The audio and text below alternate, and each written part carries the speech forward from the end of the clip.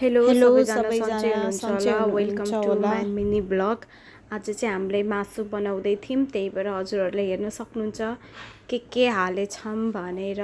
तपाईँहरूलाई मासु कस्तो लाग्छ? मलाई भन्दा पनि मेरो काले भाइहरू छन्, तिनीहरूलाई यति मिठो लाग्छ, यति मिठो लाग्छ।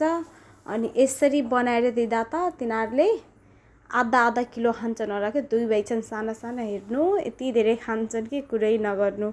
हजुरहरूलाई कुनै दिन बनाएर तिनीहरूलाई खुवाएर देखाउँछु मैले। सबैको चाहिँ आफ्नो आफ्नो तरिका हुन्छ। यो चाहिँ मैले चाहिँ यसरी बनाउँछु। आज रातिको चाहिँ हाम्रो यो डिनर हो। सबैजनाले हेरिदिनु होला राम्रोसँग, हामीलाई माया गरिदिनु होला।